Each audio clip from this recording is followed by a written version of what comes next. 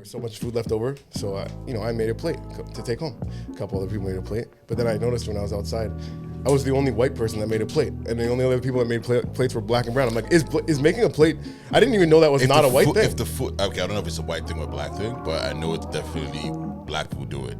For sure, black people do it. Yeah, like I've been getting sent home with plates from black barbecues my whole life. So, me as a bachelor, as a single dude, when I go to like a wedding, I make sure I take enough food that's gonna last me till the next wedding. Yeah, you stock up, eh?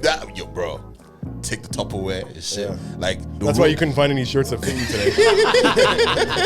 The rule is to make sure your Tupperware cover can't close. You got to put a saran wrap around it. That's how you leave the night. That's damn, yo. But only the food is good. Right. Yeah, no, this was good food. Yeah. But yeah, I was like, and then people were like, "Look at this guy. He's got a fucking plate. You're so black." And I was like, "I didn't even know that was a black thing, yo." Out in the street, they call it Uncut Jams. Right. Ladies and gentlemen, welcome back to another episode of Uncut Jams. You're here with your host once again. It's Jameasy Cummins, and today I got a real special guest, Mr. Dre. Real bad man. What up, Mr. Dre? Do you have that like before now, or you just? Oh no, that's a stock one. Yeah. Okay.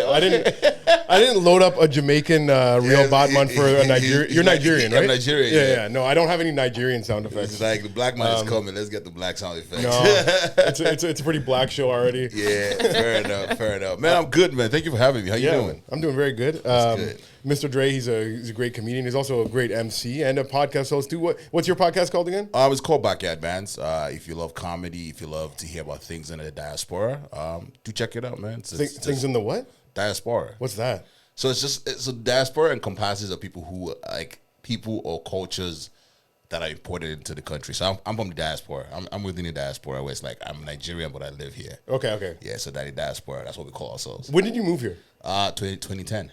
And then when did you start doing comedy? Like officially? Like you first time you started like hitting mics on the regular, yeah. 2022. So I met you when you were just starting out. Yeah. Was my mic one of your first mics? Yes. Was it your first one? It was my first one. That's sick. Yeah, it was the first one. Because I came and I was looking to see Rasha. Okay. Because I was trying to book her for a show at the time. And that's how I found out she was doing the mic there. And then I did. Oh, you came on some creep shit. I was scouted. Yeah. Nice, man. Yeah, and you obviously because you're an MC, like you got a good flow to it pretty quick. Yeah, so exactly. So I think that's the reason why like I think when people like ask like how did he get here or like how come he's doing these types of shows, it's because I've been MCing for almost 10 years, right? And so I've already had that sort of like stage presence, and then my style has been like the witty, spontaneous one-liners here and there. And then when you kind of switch to comedy, it's now okay. You don't have anybody to like roll the jokes off. You're telling the jokes to the audience. Right. So that's kind of like the difference. But again, I still, big respect to the art, to the crafting. When you were MCing, were you cracking jokes? Like I was really you weren't telling just like jokes. a hype man. I wasn't a hype man. I was telling jokes. So I've been doing weddings. So when you're doing weddings and stuff, it's more corporate, more like. And my style was to try and tell jokes, right? Yeah. So obviously some popped off, some didn't go so well. But now that we're doing comedy, it's a lot better. It's a lot more polished than this stuff. Yeah. Nice. Yo, book this guy on your weddings too. Are you still MCing weddings? Oh yeah, that's what I do in the summer. That's why you wouldn't see me. That's why you wouldn't see me at an open mic or like a comedy show in the summer, just because, like comedy is really tough in the summer. So it's like, so I'm doing more of that. So that's why you haven't seen me this much this summer. Yeah. I've been a groomsman in a couple African weddings, Ghanaian, not Nigerian. Do you MC for some Ghanaian ones too? Yep. And one of the funniest ones that I did, not the MC, but the preacher. Right. While he's like doing his thing, I guess his ex-wife was like in the crowd too. Yeah. And he's like, yeah, I hope this wedding lasts forever, and you guys don't run off with somebody else. Unlike some people here in the room, it was like, ooh, the pastor, yo. Wow, he got feelings. Yeah, he was taking jabs at the, and you know how you have to like dance the gifts into the room. Right. So like we had to do a couple rounds back and forth, but the one that I got last with was cast iron pots and pans. So heavy. My back's fucking killing. I'm trying to do my like little two-step on the way in. You're fucking the dance up already. Oh my God. I'm the one white guy in the party. So I'm like, yeah, now everyone's like, oh, this guy really has stiff hips, yo. And then when we were at the front, I'm like, the last one you don't put down until like the preacher's like done like saying his thing. Right. I'm like, why did this have to be the last one? And my buddy beside me, he's trying to like help me like, and I'm like, no, I got to do it myself. I don't want to be looking like I need help right now. Yeah. That's funny. Why don't you MC weddings? I've emceed a couple weddings, but I've never like, I've been asked to do them or whatever. I used to be a wedding DJ. Right.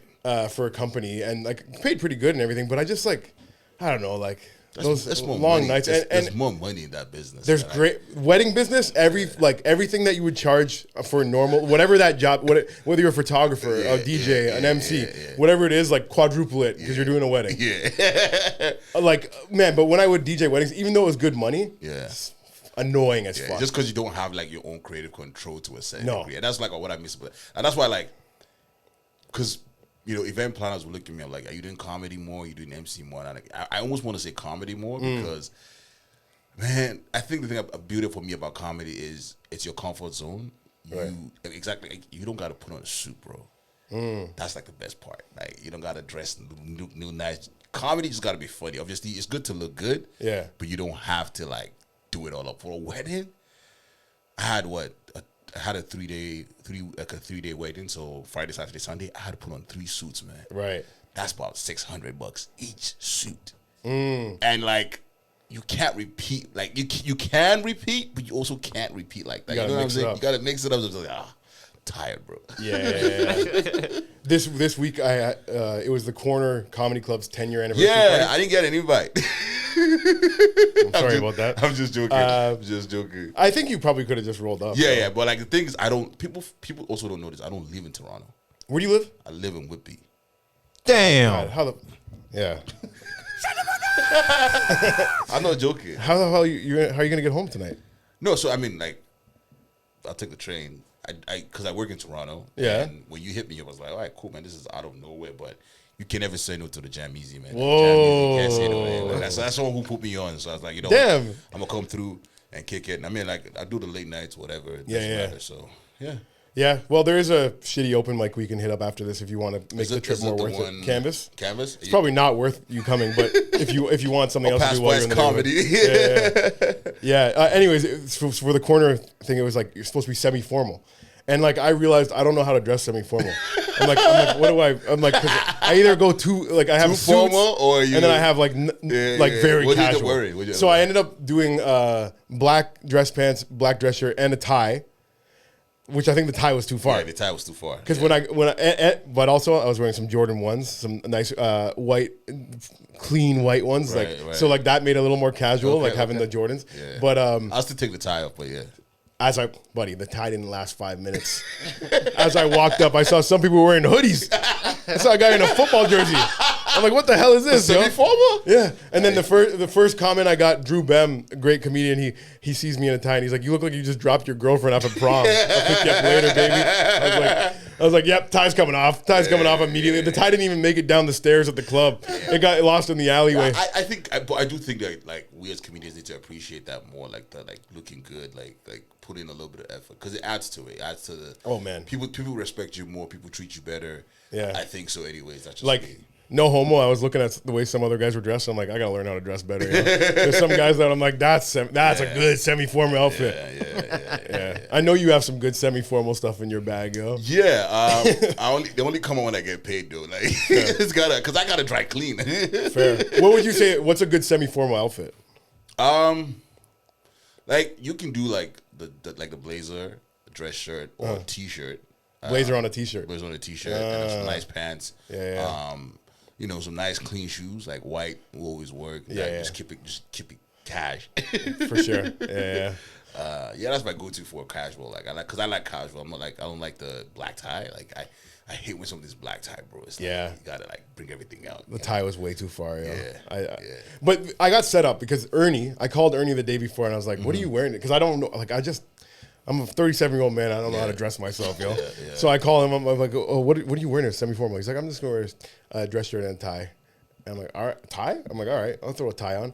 And I asked Dave Luca. He's like, I'm going to wear a tie. Both those guys didn't wear a tie. I'm the only one that showed up with a tie. The two guys that I asked for advice on how to dress both let me down, yo. Fair. I think I should have just wore a nice sweater. That's what I was seeing. Some guys that just wear like a nice, like a not a fancy, but like a nice sweater and like a chain. But it's also a 10-year occasion. You know, again, big shout out to Joe. Like he's done real well for the community and just like putting comics on. I've had the opportunity to be there a couple of times, and you gotta, you know, dress the part at least once. You know? Yeah, for sure. Yeah. And as Nigerians, we like to say, you can never look too good. Yeah, Nigerians know how to swag it out, for sure. So, Like, I don't even... Do you even own a T-shirt? Like, I do. You know what's funny? When I saw... You ever wear shorts? I don't like wearing shorts. Yeah. I don't like wearing shorts. Like, whenever I see this guy wearing shorts doing comedy, I'm like, what the fuck, man? Yeah, no, it's supposed to be... It's a bad thing to do in comedy. But I get comfy in the summer. In the summer, I'm coming from a pickleball game, and I'm going up on stage, yo. It was funny because, like, I'm sure people are going to watch this video and be like, why is he wearing a blue shirt? Like, I came straight from work. This is what I would wear sort of to work. And I'm still kind of reminiscing that summer is still around, but I know it's gone. So I was just like, I'll wear a nice collared shirt. And then when I was coming to this podcast, I tried to find like a T-shirt. Like, I was making stops. Oh, really? Yeah, I tried to find a T-shirt, but I couldn't get my size. Damn. That's the only reason. Yeah. If not, I put on a T-shirt and just be like, you guys. No, I like that you wore a button up. Nah, I wanted to. You want to casual? You want to blend in? You want to be casual? Yeah. Corner's the place I did comedy for the first time in Toronto. Really? I had done like a couple sets in Brampton, where I'm from. There was a weed lounge there called Greenleaf Vapor Lounge. That was like my first like couple sets. But the first time I came to Toronto, like maybe like 3 weeks into my comedy life, it was the Corner Comedy Club, and I did great the first time. And my buddy came to watch, and he's like, Joe, he's like. He's looking at the owner. He's like, for everyone else, he's like, he had his head down doing some stuff on his computer. But he's like, when you went up there, he's like perked up. He's like, who the fuck is this guy, yo? I used to have a logo, Jameasy logo on my shirt. I came my first appearance at an open mic, not a show. I got a fucking shirt with my name on it. Yeah, branded. Yeah. I was more of a character for sure. Right. But yeah, man, shout out the Corner. It's the first place I did in Toronto. It's probably the place I've done the most sets too. So it's again, I love the club. It's a great spot, and we need those staple, venues in the community still. Yeah. And shout out Joe as an open bar. It's an open bar, and when he told me that, I'm like, that's crazy. But then I thought, they're like probably like 50 to 60% of comedians are now sober, so it's not that bad of a. So many guys are sober now. Why? I don't know. They want cleaner sets or what? Maybe alcohol is ruining their life. That's the problem with me. Like, I'm just too good at drinking. Yeah. It doesn't ruin my life at all. I just fucking. Yeah. I'm never that guy that's like, you were drunk last night, you ruined everything. It's like, you were so fun last night. Yeah. Or I just was like, didn't cause any trouble at least, you know? Yeah. Okay. You're a good drunk probably. I'm a good drunk. Yeah. I can't get rid of alcohol. Like, it's the one thing I can't get rid of. Yeah, I can get rid of anything else, just not alcohol. It's like, why? Yeah. Have you done comedy back home in Nigeria? No. Comedy back home in Nigeria is different, bro. Yeah? It is different. Like, it's a different beast. What's it like? I mean, one thing I would say is that the game has changed, where it's trying to mimic what the Western, like American, American comedy, but still, for example, like, what's the thing we do when we talk to the audience, where we crowd work? So a lot of people do crowd work, yeah, and Nigerians enjoy getting like told on. But you have to do it the right way. What do you mean getting told on? Like getting called out, like making fun of them. Like someone, I can watch a video and someone will do that for 20 minutes and smash, and that's a set. Yeah. But here it's like, nah, you can't do you could do it, but that's like if you're headlining your own show, and that's that's your style of comedy. So, and just the way things are said, like, yes, we speak English, but there's the accent. A lot of people still do it in the Nigerian accent, and then like people still speak vernacular, which is like, we call it pidgin English. So we're still shifting from the pidgin stuff. So a lot of the big comedy shows, they speak pidgin, so they speak so broken English is what I'm trying to say. Right. So like, I don't speak broken English. No, you don't. No. Like it won't go well. It won't go well. It wouldn't go well. So you go there and they're like, what's this guy putting full sentences together for? Right, but where's the breaks in this thing? So it's changing where there are spaces that I could try and I might do well, Yeah. But there's still a lot. The larger portion of it hasn't like come fully around. Right. When's the last time you went back home? I will not say on this podcast, but it's been a long time. Fair. It's been a very long time. So not probably before comedy, you were even doing comedy. Yeah, I was doing comedy. Fair enough. I was still in high school. I was still in university, sorry, when I went back. Yeah. I think like I mean, I don't know what Nigerian comedy is like, but some of these countries that like, they're it seems like there might be like 20 to 30 years behind like American comedy in terms of like what they think is funny, like still like falling down is like a joke and like, you know what I mean? Like the slapstick stuff is more funny. Yeah. Is it like that there? Yeah. I mean, again, like we're changing, we're evolving. There are comics who want to have the Netflix specials. To do that, you have to have it done a certain way. So a few Nigerian comics have done specials. Shout out SLK. SLK was actually here this summer or last summer? Last summer. He was here last summer. He actually did Tamara's show. Okay. Killed it.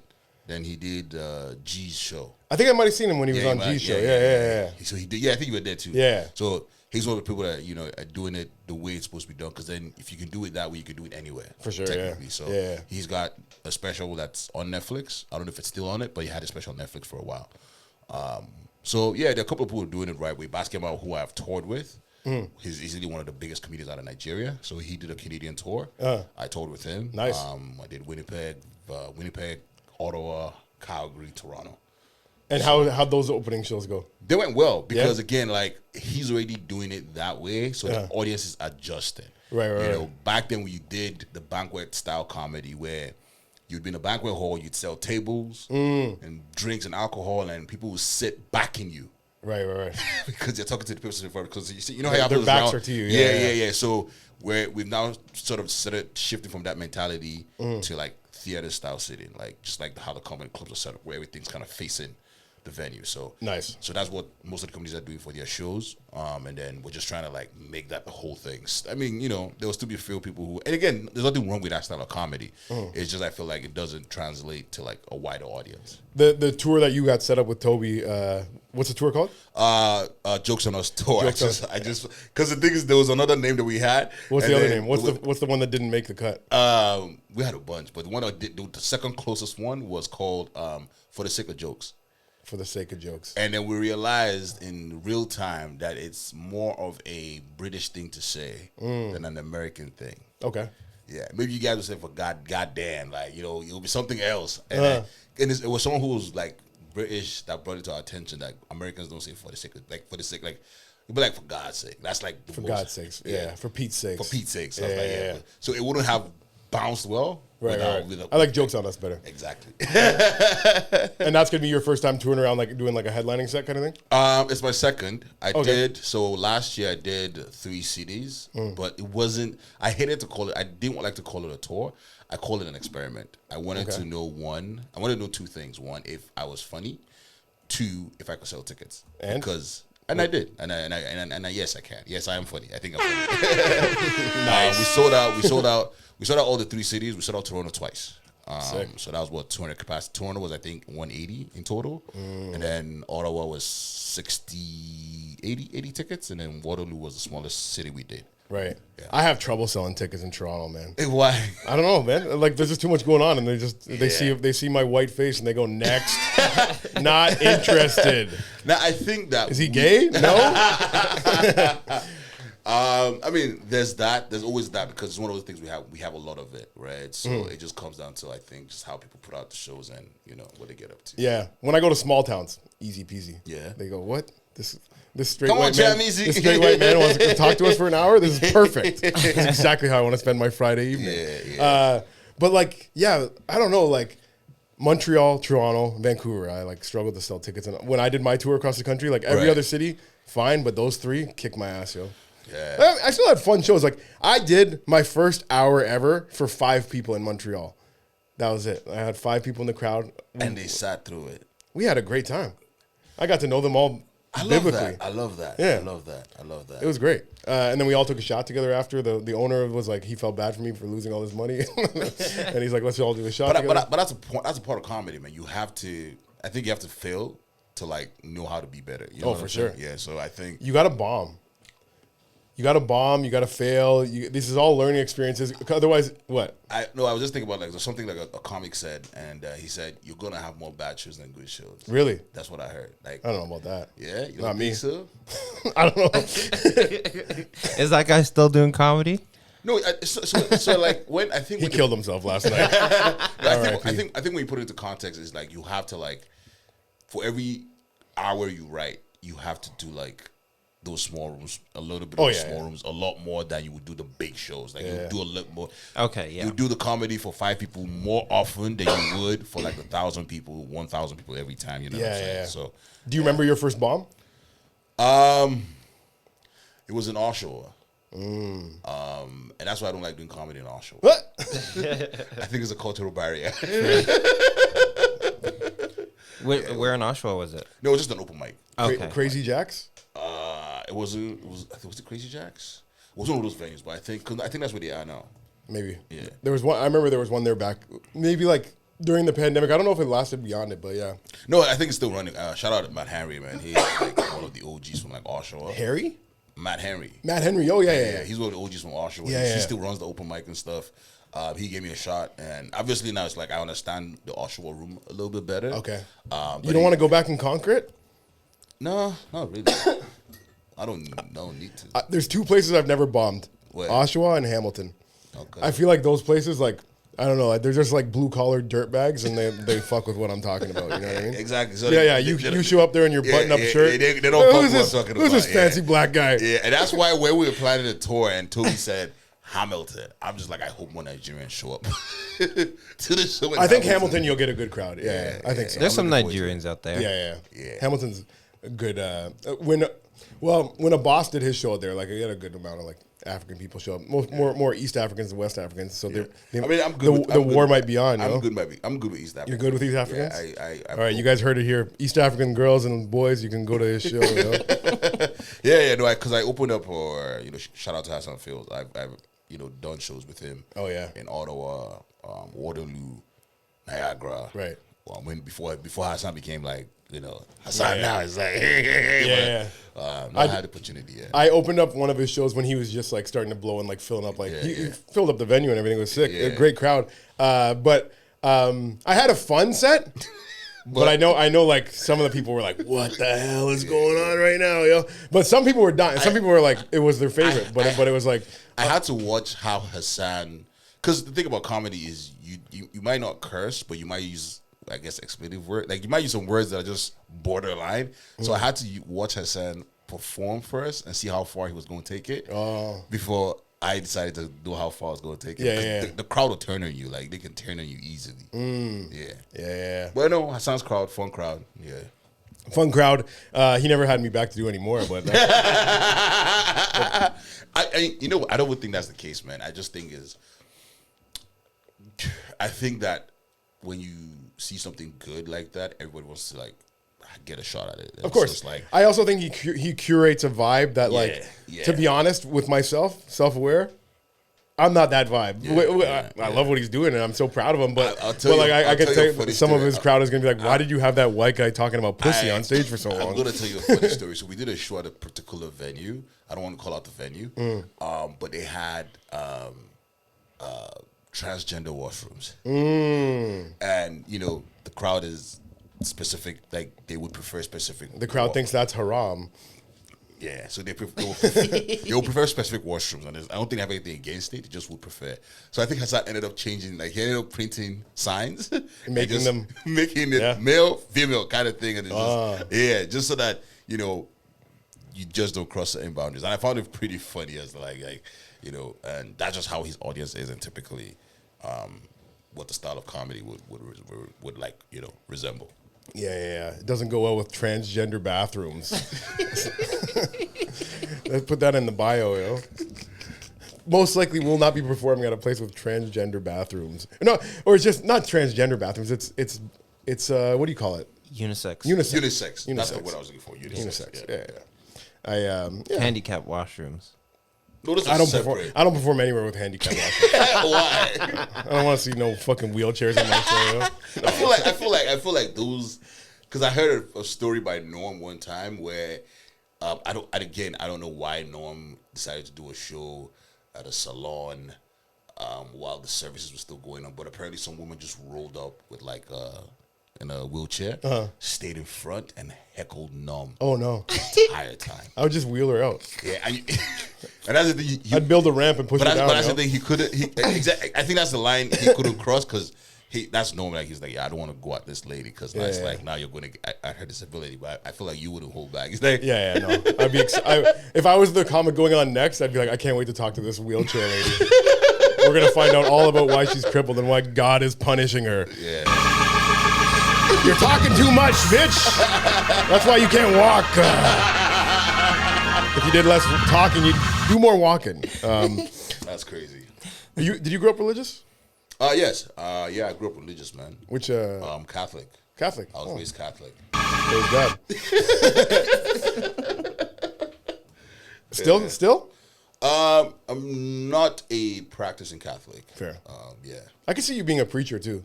No. Maybe it's just the beard, but I probably see going definitely up there definitely not. going up there and preaching and maybe fucking some of your what do you call it? Like your congregation. Your congregation. I would do one or the other. I wouldn't do both.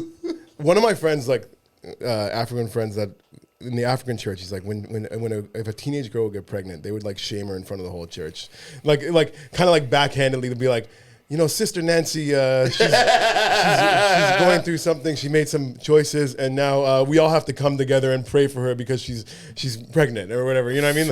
In front of the whole church, and be like, I can see that being a thing. Let's all pray for her, and everyone's like, this fucking. That never happened in your church? Nope.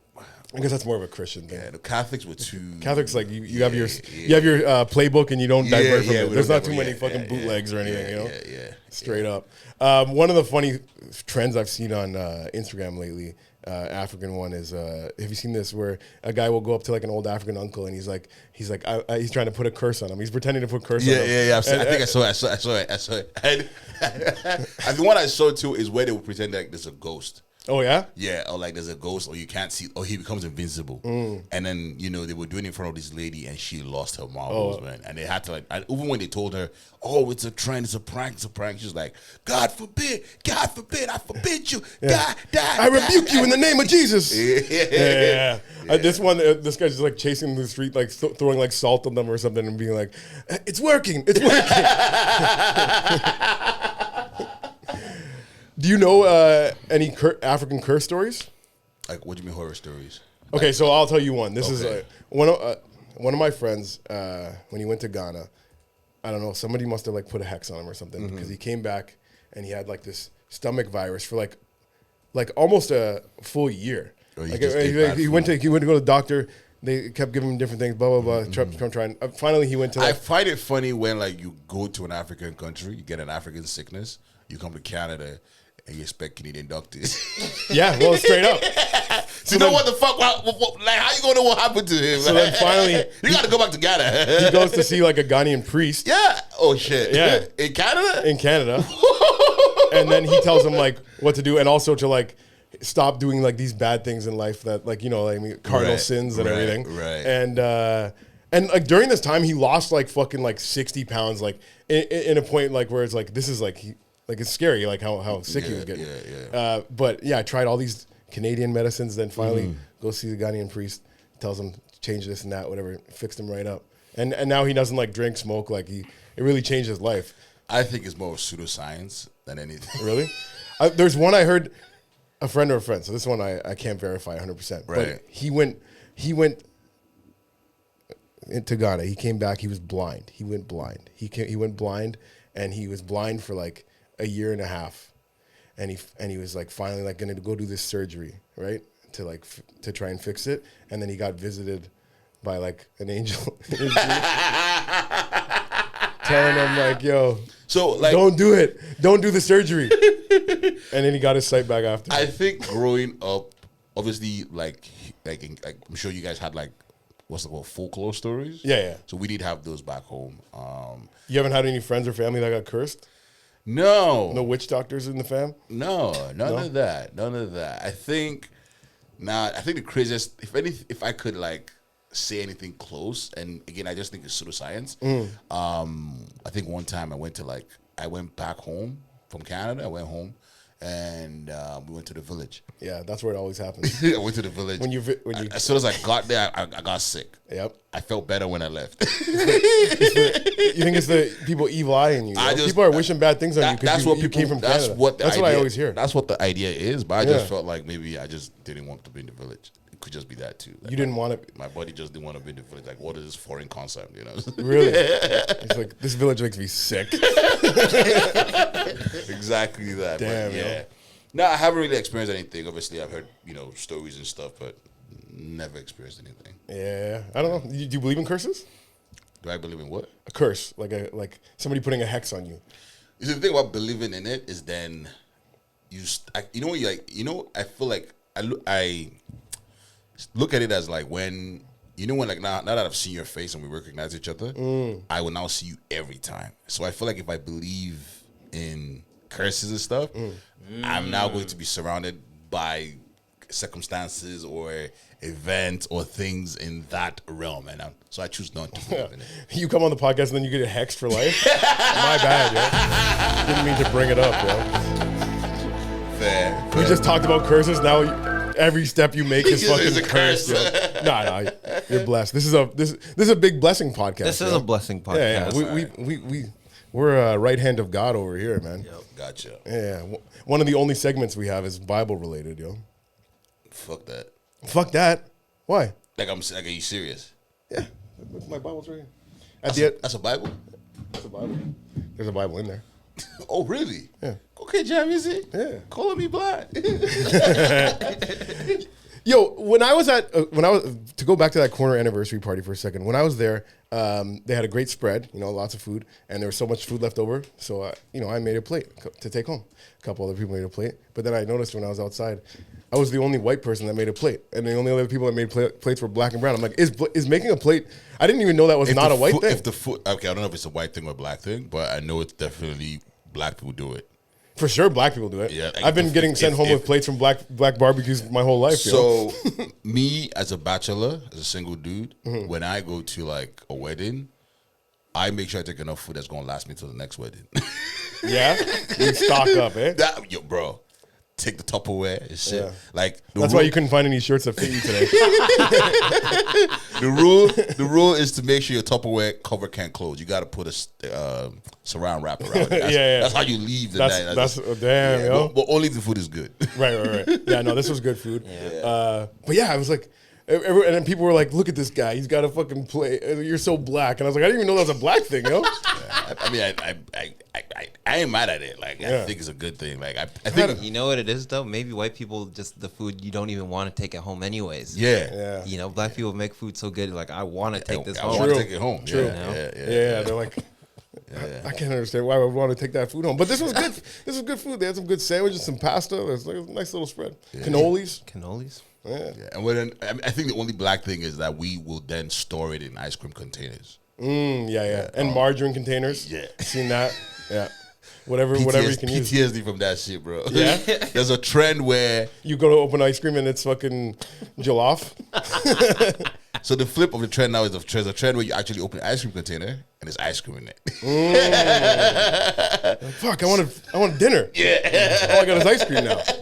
And it's melted because I put it in the fridge thinking it was not ice cream. Yeah.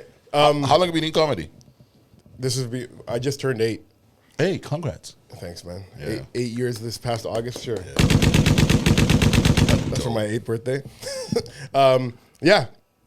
And I think it's going all right. Yeah. Slow and steady, What you know what I mean? would you think has been like, if you can remember, because 8 years is a long stretch, but if you could put down like maybe a couple of shows that like kind of made you say, you know what, I enjoyed in comedy. I enjoy it. Yeah. First time for sure. Yeah. The first time was like, okay, so I've probably told this on this before, but basically I had a couple years of like being depressed, being like, man, life's gonna be so long. Like not like suicidal, but I'm like, man, life's gonna be long, yo. I gotta make this thing a little shorter. Right. And then I got down on my knees and I asked God for help. I said, God, I need a new direction in life. And I'm not a person that like gets down on their knees to pray, but I did that day. And then like 2 days later, I ran into a friend that's like, there's a comedy club in Brampton, come check it out. Went on stage, did great the first time. And then I'm like, this is it. This is the new path. So I feel like the whole journey's been blessed. And I've never even like, some people like start doing comedy, they leave for a bit, come back. I never left. I'm like, I'm here till I die, no matter what happens, yo. So Yeah. So I think when I decided I was going to do comedy was coming out of the pandemic. I have this like story I tell all the time where people. So I wasn't doing weddings, I wasn't doing festivals or anything. And someone said to me, so like if people are not booking you for shows, you're not going to be able to be in front of people and talk to people. And comedy gives you that, especially when you do your own shows. People come up to see you for your own shows. Yeah. And so I was like, you know what, comedy is something I've wanted to do, and maybe it's the time for me to do it. And I remember like my first show, again, I had been doing comedy shows already. Like I was bringing people from the States and stuff and doing shows for them. And then I put on this show in 2022, October, and I said, I'm going to be the first person to perform. I was like, why? But it's your show. Why are you going to be the first to perform? I was like, no. I want to like, I feel like I was trying to give this holier than thou excuse of wanting to go first, but truly I wanted to go first because I knew my friends were going to come late and they're all going to miss my set. you wanted to go before they got there. I wanted to go before they got there. So I wrote these jokes. I wasn't sure about them. And I didn't do no like testing, no nothing. Okay, like, this is the first time. Basically, I did your open mic. Yeah. And I went on stage maybe a week later. Damn. To tell jokes. Okay. So I wanted to go first so that all my friends wouldn't see my set. And when they came, they're like, how do you go? Like, yo, I killed, man. You guys missed it. Catch the next one. Right. Did you kill? Not really. Not really. Like I got like pity laughs, if anything. Damn. Yeah. I think you did good the first time you came to Canvas. Yeah, I mean, like I think because as a comic, and I think you are as a comic, you're your hardest critic, right? And I think when you go back and you look at those like opening sets, like and then I see how you do now. Oh like, yeah. yeah. Even though like my first couple sets went good, if I went back and like listened to them or watched them, like I posted a clip today on my story from like the first time I ever did corner, and the way I talk is just like so different. It's like it's like not relaxed or telling like it's like I'm putting like a voice on and stuff. And I used to say yo so much. I used to say it like as like a nervous tick. To the point where one time I recorded, like, audio recorded my set, and in 5 minutes, guess how many times I said yo? Like 15? 23. 27 times in 5 minutes. I'm like, yo, but yo, and yo. Like, just nonstop yos. I think the one thing I do say that I'm realizing now is I say that's crazy. Sorry. That's crazy, or you know what I'm saying? Yeah, you know what I'm saying? It's a classic one. I say that all the time now. Like, but that, like, listening to like my sets now and then is so much different because like I don't know why I was trying to rush through a set. There's power in patience. I know. There's power in patience. And even like something that I'm still working on to this day is leaving more dramatic pauses. Yeah. Leaving room for like after you say something that's a little bit wild, maybe. Yeah. Some people, Still they catch might it up. take an extra 5 seconds to laugh at it.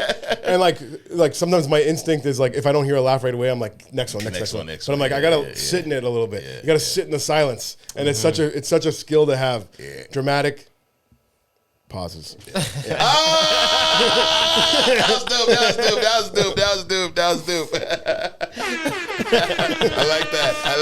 I like that. Hell yeah. What would you say is the best advice you think you've gotten like on this journey? Man, that's a good question. I think like just do comedy as much as possible. Like when I was new, and that's the same thing I'll tell new people. It's like there's no way to get better at it just by saying like do this, do that. It's like you just have to get on stage a lot, as much as you can, and that's the way to learn. And that's what I did, and I mean I'm still doing. My first like 5 years, I say I would do it like 6 nights a week, and I still am, but every once in a while I'll do like just 4 or something now. Where'd you find shows six nights a week? I mean, like a lot of mics and stuff, like a lot of shitty mics. There's not a lot of mics like that. Like I know there's enough mics. Are they back? Because like if you're willing to sit there for like 2 hours and wait to get on, which like at this point I don't like doing that because I'm like I like walking into a place and they're like, yo, Jams here, let me just throw them on, and places that show me that respect, I'll do fucking all those mics. Like I had a good little routine going of like people that would let me on quick, and then like some places got shut down. Some people started changing their regular mics into ladies mics, and then you have to wait for 4 women to. And like I'm proud of all you guys doing that, but it's like I don't want to wait that long. Yeah.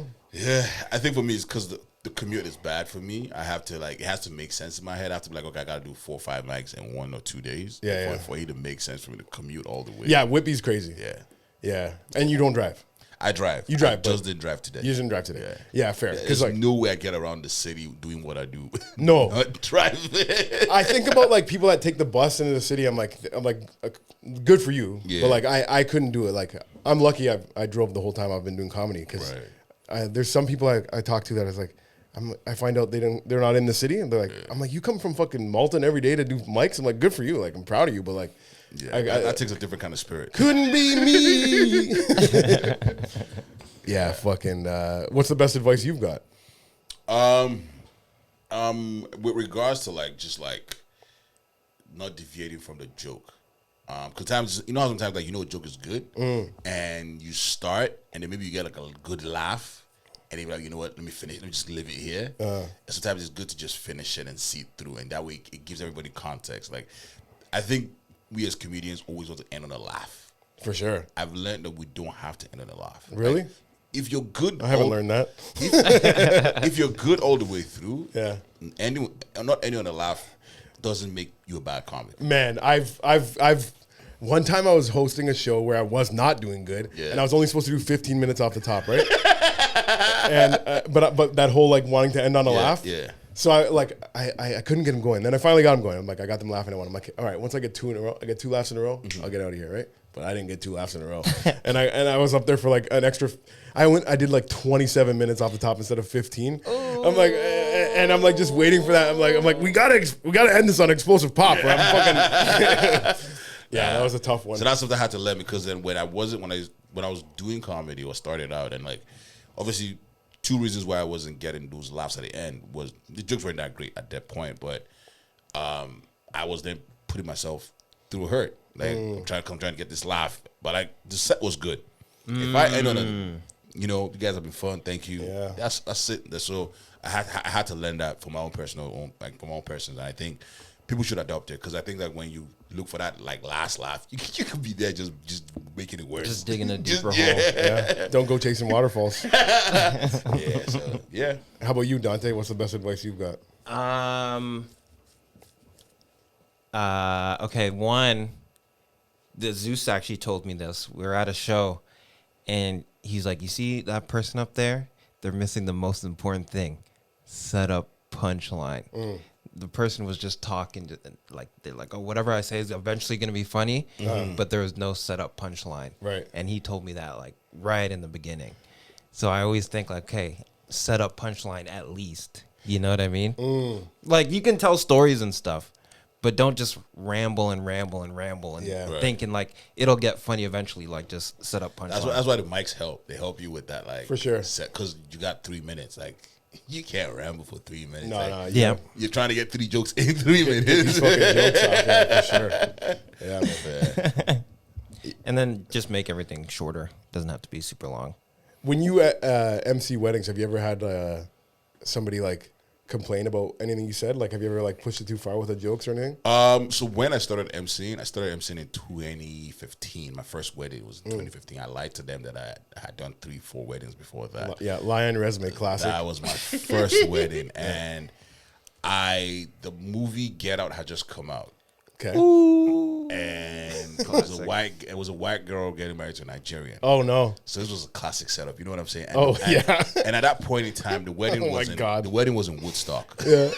Oh. So I'm driving down this like, you're in enemy territory. I'm going down into this barn, and no! Yeah, the wedding was in a barn. So like everything kind of like, this is a perfect segue for anything Get Out joke you want to use. So I trashed the Nigerians in the room, man. Like, all the jokes were at the expense of the Nigerians. And it wasn't like joke.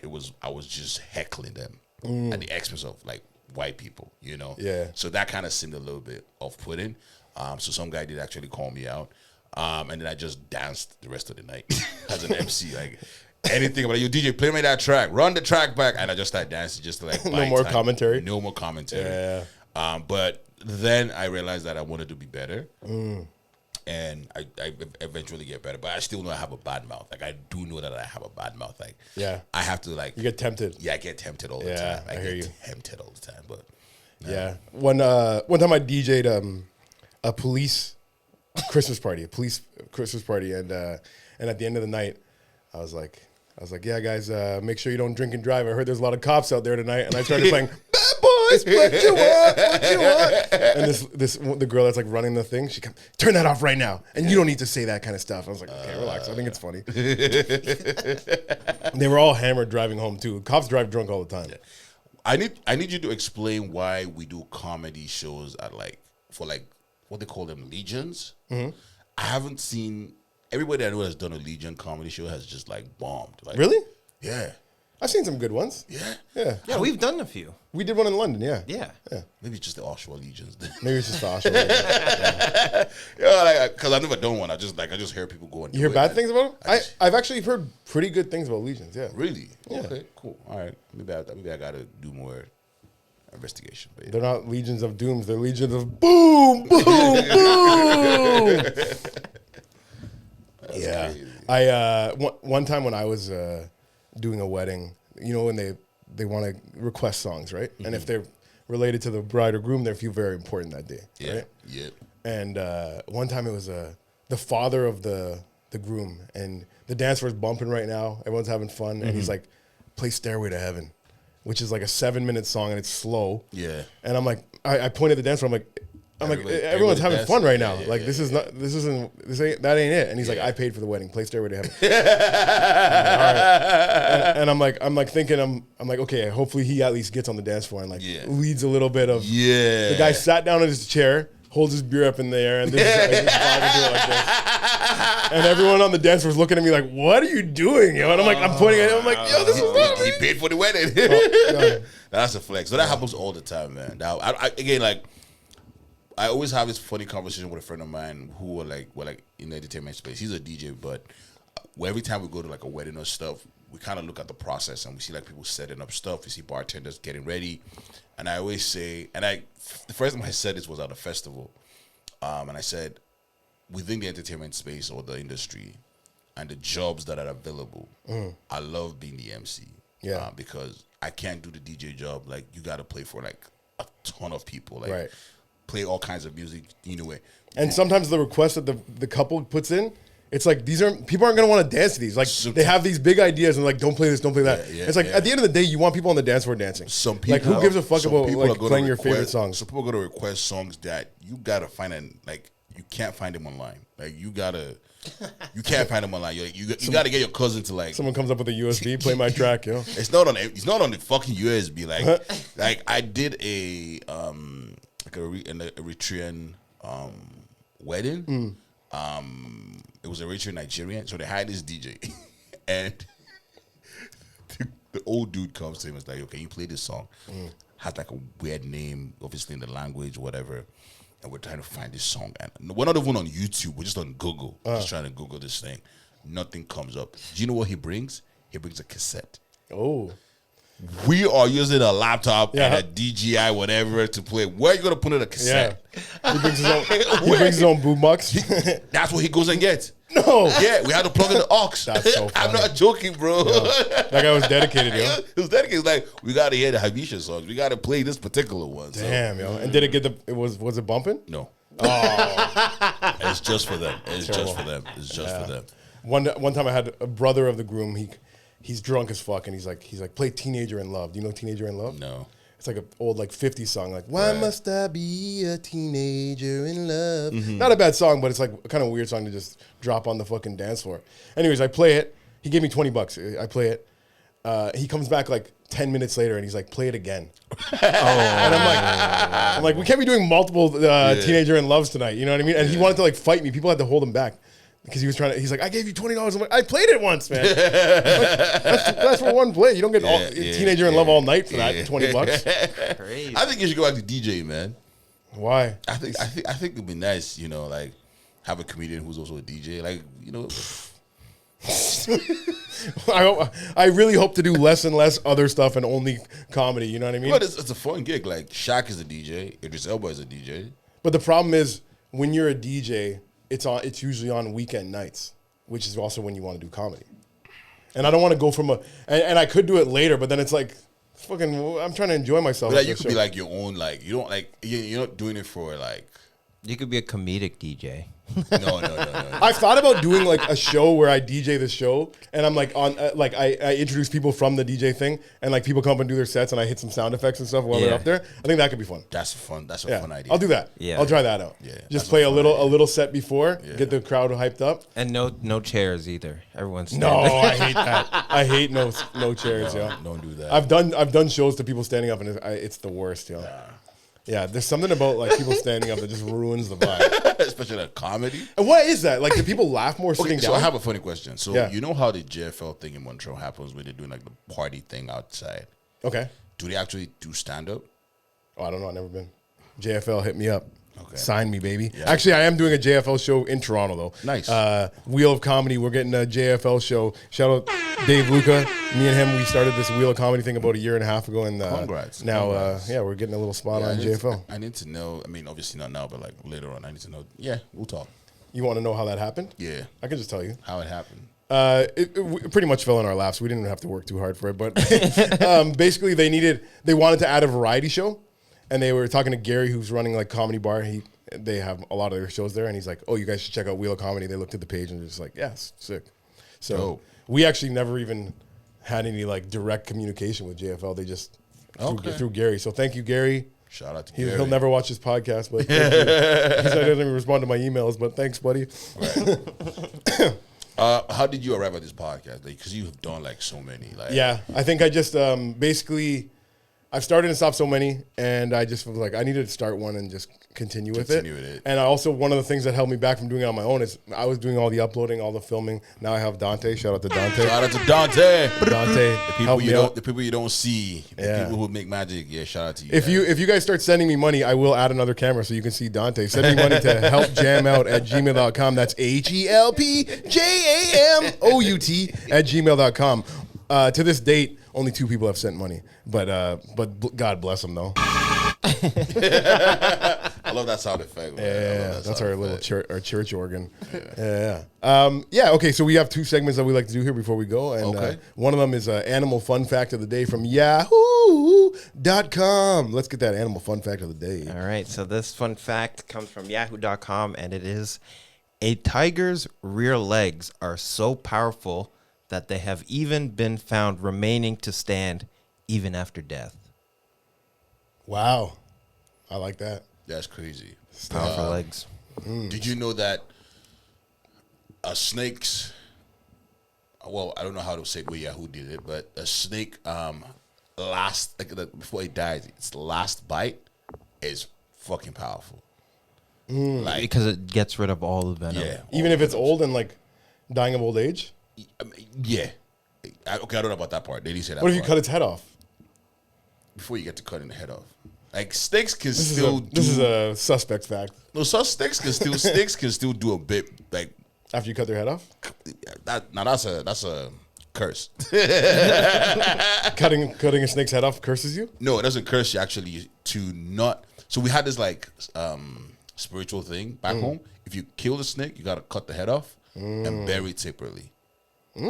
Yeah, Or or it would Comes come back? back together and hunt you. damn, Yeah, that's pretty crazy. sick. Yeah, yeah. You gotta fucking watch out for the snakes, yo. not the ones in Canada. Keep the grass low so the snakes will show. That's a GCJ line.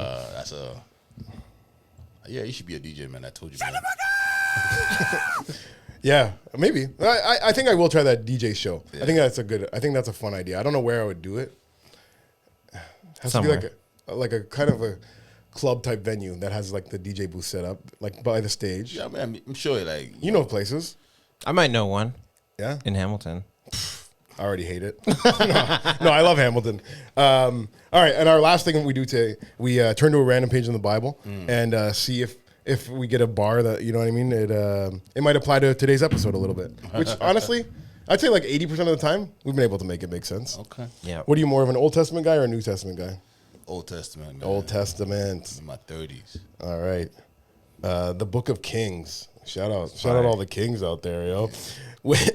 When King David was old and advanced in years, though they spread covers over him, he could not keep warm. His servants therefore said to him, "Let a young virgin be sought to attend you, Lord King, and to nurse you, If she sleeps with your royal majesty, you will be kept warm. That's in the Bible? Buddy, that's in the Bible. That's in the Bible. The Bible's saying, I just want to fuck these hoes. I don't love them. No, no, no, no, no. That's King David. He's my favorite character in the Bible. Is he? And one of the things I like about him is that he wasn't perfect, but he was a man after God's heart. You know what I mean? They say God loved him the most. You know what I mean? God gave him so many blessings, even though he was like having extramarital sex. He's fucked one of his soldiers, like girls, and like he killed he was like the first action hero in the Bible. He killed a lion, he killed Goliath. Like you always hear about David and Goliath. Yeah. That's the big one. And for years I only like thought about that one. But I didn't realize he also like killed a lion, fucking did he's done he's pretty sick. Yeah. Anyways, how does that apply to today's episode? Can you read it again? Yeah, I'll read it again. If you can find it. No, I left it open. When King David was old and advanced in years, though they spread covers over him, he could not keep warm. His servants therefore said to him, let a young virgin be sought to attend you, Lord King, and to nurse you. If she sleeps with your royal majesty, you will be kept warm. So saying like, the blankets aren't doing it. Why don't we get this young virgin to warm you up? The only way to keep warm is to fuck these hoes. Is that what we're... But we didn't really talk about... Do you fuck any girls at these weddings? No, I don't. I keep it strictly professional, man. God bless. Yeah. Nice. How about when you're on the road doing these shows? Actually, we don't have to talk about it. I don't either. Like, I just feel like it's trouble, man. To have sex with the audience members? I just feel like it's trouble. I don't know. Why? I just want to come and go. I don't have like. You want to come and go. You don't want to come and go and then come. I knew you were gonna set that up. Nah, man. I just want to go have fun, meet people. You know. Yeah. I don't. Do you ever get cold at night? Cold at night? Everybody gets cold at night. Well, like the Bible says, when you feel cold at night, get a young girl, consensual of age, to come warm you up. In the Bible, Old Testament, they probably weren't thinking about her being the right age, but we're grown now. That's crazy. I love how you cut 19 plus, baby. Just like this is a totally unrelated note, but just talking about pedophiles for a second. There was there's a new guy, like a pedophile, you know, like the creeper catchers, whatever, they set these guys up. There's one guy in New York that got two pedophiles to meet up, and he made them fight for their freedom. He's like, one of you guys I'm going to report to the cop, the loser of this fight. He's like, well, the one that wins, I'm just going to let you go on your way. That's crazy. That's funny. They're getting real creative with the way they're catching these. It's so funny. That's crazy. That's crazy. All right. Anyways, Mr. Dre, do you have anything to shout out before you go? Where can people find you? Yes, please find me on social media. We have to do the social media thing. Even though we hate it as comics, but MISTADRE _. If you're looking for a good time for comedy, if you want to see some black Nigerian Canadian tell you stories, check us out, man. JokesOnUsTour.com. Tickets are live. And where are you guys going again? We're going to Sudbury, Calgary, Winnipeg, Hamilton, Waterloo, and Ottawa, Montreal. Winnipeg. Are you doing the basement in Winnipeg? We're doing the basement. Nice. Yeah. Great venue. Yeah. Shout out to. Did I plug him? Shout out to the basement. Shout out to the basement. Shout out Benji. Yeah, shout out to Benji. Benji? Yeah, Benji's one of the best guys I've met in comedy. Too good. I've traveled all across the country, and like two guys that I'm like, they love comedians and they treat comedians so well. Yeah. Benji in Winnipeg and Luke Lawrence in Newfoundland. Shout out both those guys. If you're a comedian traveling the country, those are the guys that you want to hit up when you're passing. Yeah. They're the mayor of their city. You know what I mean? Like, I call them the mayor. Dante, what do you have to? Where can people find you? You could find me online at Shedante, CHEZDANTE. Follow your boy. Yeah, and you can follow me at James. Come on now. I just wanted to check because you have Mr. Dre _. Yeah. I'm like, who's stealing Mr. Dre from you? Have you seen him? Some Nigerian Northern boy. Yeah. I actually DM'd him. Yeah, like, let me get that. I'm gonna message him. Give Mr. Dre his fucking tag. I DM'd him. You're not doing shit with this page. He hasn't posted in like 5 years. Oh my god. Like, did he read it? Did he leave you on red? He left me on delivered. God damn, yo. All right. Well, hopefully we can get you delivered that at, take that underscore out your name. I would love it. Mr. Dre. All right. Thanks for coming through, yo. Nah, thank you for having me, yo. I just want to give you flowers, man. You've been doing this for a long time, and thank you for giving me the space. Thank you for having conversations, because I think, in this business, it's not about just doing the jokes or doing the comedy. It's about having conversations and learning from people, and you having forthcoming with knowledge, and just like telling people how to be better and do good things. And I just want to appreciate you, man, because you may not know, but like I watched you, you impacted me. I just want I appreciate you for that, man. God bless, man. I really appreciate that. Anytime, bro. Thank you. Yeah, why don't people give me more compliments when we're ending the show? That made me feel really good, yo. All right, yo. God bless. See you guys. Peace. Real bad man. Out in the street, they call it Uncut Jams. Right.